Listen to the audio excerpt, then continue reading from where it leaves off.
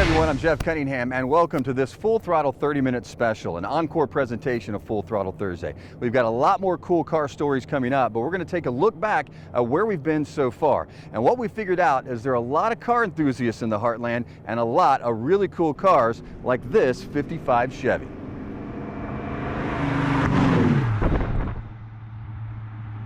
It might be a cool day in the Heartland, but today's ride is definitely a hot rod.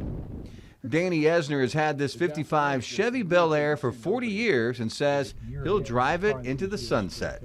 I tell everybody, if you want to buy my 55 Chevy, it will have a for sale sign on it the day after my funeral. Danny bought this car in 1983. It was his dream to have this very car in this very paint combo. And so I was able to sell my daily driver, which was a Corvette at the time, and I'd always wanted a 55 Chevy two-door hardtop, a red and beige one. So I took the money from my Corvette and I ended up buying this car in 1983. It's had a frame-off restoration, but like most car guys, it's a project that's always ongoing right up until today. Well, every year I make some improvements, depending on how much money my wife lets me spend. But over the years I've added a new interior, air conditioning. The list goes on and on, overdrive transmission and a kick-in stereo. But why the love affair with the 55? I just think that's the coolest design that General Motors ever had, particularly back in the 50s. You know, for a while 57s were more popular, but today 55s are more popular than 57s. They have a cleaner design. You know, they got the egg crate grill up front. They don't have as much clutter on them as the 56s and the 57s do.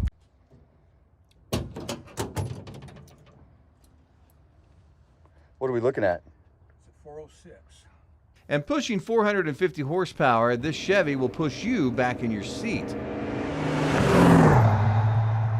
Danny's been part of the car enthusiast culture in Cape for decades, a founding member of the River City Rodders Car Club. So in 1977, the River City Rodders were created. We are a not-for-profit corporation. And in 1977, we had our first car show on the Town Plaza parking lot. This car is a showstopper wherever it goes, whether it be here in the Heartland or as far away as the Gulf Coast, traveling with the other love of his life. I always tell everybody I've owned my 55 longer than I've had my wife. I acquired my wife in 1984. I acquired my 55 Chevy in 1983. And you still have both? I still have both, fortunately.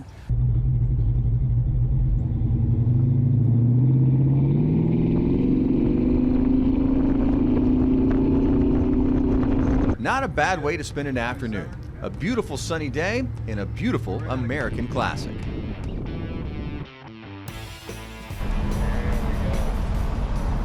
If you want to get places really quickly, this 1986 Porsche 930 Turbo will definitely fit the bill.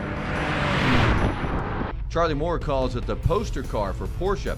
A 4-speed manual and the iconic whale tail in the back.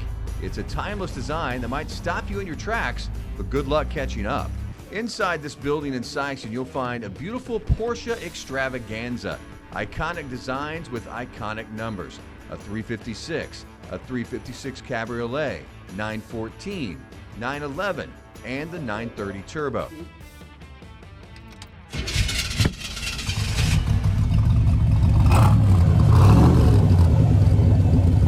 Few cars in the collecting world will get your attention like a 1963 Corvette Stingray split-window coupe. Dr. Pat Roop of Cape Girardeau has owned this car for going on 50 years and still remembers when he first saw one. In the fall, September 1962, when they came out with the cars, they'd have a picture in the paper of all the new cars. And when I saw the picture of that car, I just had a meltdown. I thought, that's the most beautiful car I've ever seen. I'd like someday to get one of those. We've traveled all over the Heartland and found some really cool cars and some really good stories. Up next, a classic and rare muscle car in Grand Tower, some classic pony cars in New Madrid, and a classic Bronco that a Cape County man says is like a member of the family. There's a storm brewing along the Mississippi in Jackson County, Illinois, or you might even say a cyclone. T. Pryor of Grand Tower has been steering this storm of horsepower for close to 20 years.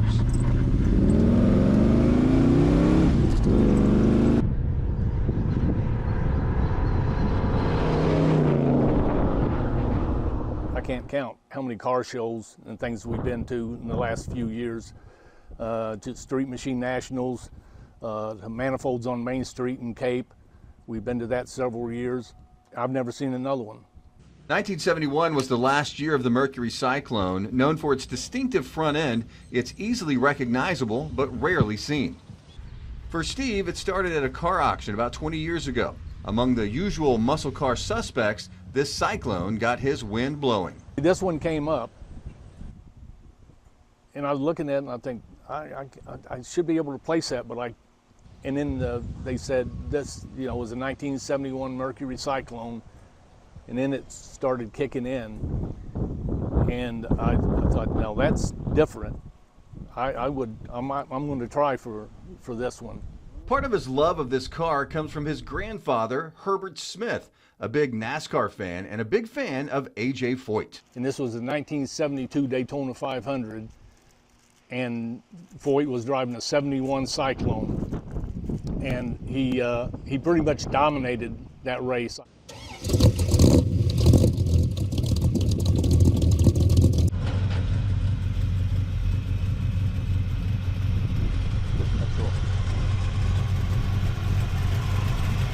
Steve had the 351 Cleveland rebuilt, but it's original to the car, and the houndstooth interior is retro 70s cool. And pushing close to 450 horsepower, this Cyclone will fly. I'm former Army Airborne, and when we would jump, you would have all this noise from the engines and the wind coming, and this car is kind of like that. You got a lot of noise, and you got the wind coming in.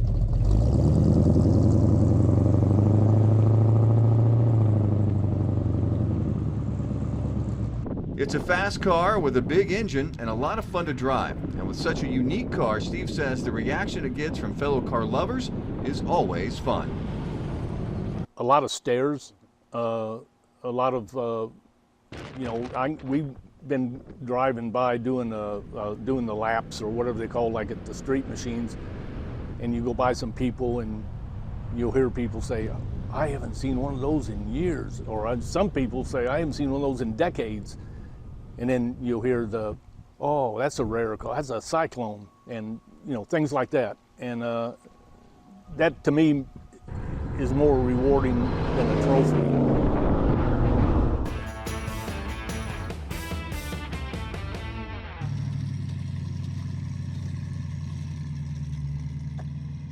An awesome sunny day, wind in your hair, top down in a beautiful 65 Mustang convertible. If that sounds like your idea of heaven, Sam Duncan goes there a lot. When Sam isn't at work being the superintendent of New Madrid's schools, he gets very high marks in restoring cars. This little shot behind his house in New Madrid is where old Mustangs come back to life. But it's a team effort. Sam's secret weapon is his wife Melanie, who not only supports his long hours of working on Mustangs, she's a Mustang lover herself. We're born in 1965, so we just kind of are partial to the 65 Mustangs. Under the watchful eye of Shadow the cat, I spoke to Sam and Melanie in their backyard about their passion for the original pony car. Sam got the car bug early working on his dad's truck, which meant putting headers on it while his dad was away. And that was probably the first thing that I actually did to a car, and it was loud, and I liked it, and it was a Ford. These are two great examples of Sam's work. The Gold GT Coupe is restored back to original just as it was in 1965. They know because they found the original owner who helped them along the way. He was 85 years old at the time. He led us through the process of restoring it because I would send him pictures and say, what color was this? How did the interior look? And the convertible in vintage burgundy is Melanie's. She picked the color and the interior. I have always wanted a 65 Mustang convertible, and this one, just cars kind of find him instead of him looking for cars, and this one kind of found us. But bringing Mustangs back from the dead is far from over for the Duncans. Project cars are patiently waiting for their turn at getting back on the road in this shop that they just had built. Before that, I worked out of our garage. So the gold car was put back together in this garage, and there wasn't much room. So now that we have the shop, I'm out here every night. The green one's for someone else, but this blue fastback will join the coupe and convertible as the next Mustang member of the family.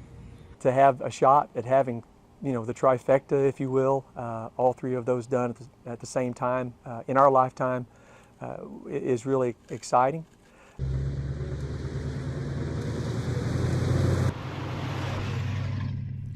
Sam was kind enough to take me on a tour of New Madrid, enjoying a quiet little town and the sunshine in a car they hope to pass down to the next generation of Duncans.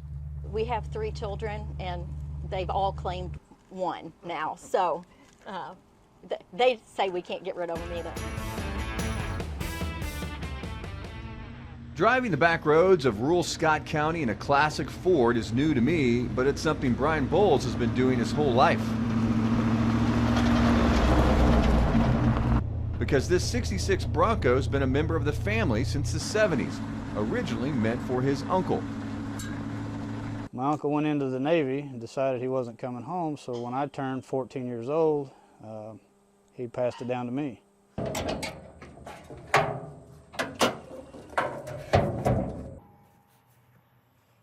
So tell me about this engine. This is a 289, bored out, all Edelbrock carburetor, RV cam, all new pistons. But it didn't look near as good as it does today. 14-year-old Brian had his work cut out for him. The Bronco had been sitting in a barn for years and years. It was horrible. It had been wrecked 4 or 5 times. It had a 2-inch thick oak bumper that I guess that's what they used back then, but nothing worked. All the tires were flat, the engine wouldn't run. Just in horrible shape. So Brian got to work restoring the old beast, every nut and bolt and part that needed fixing, something he still appreciates today. Did you have fun when you were out there working on it? Oh, I had a blast, and I think that's what started my career I'm in now. I do maintenance for a living, and I think this is what taught me the basis of what I know, because I didn't have any money to do anything as a kid, so I had to take it apart and hopefully get it back together. And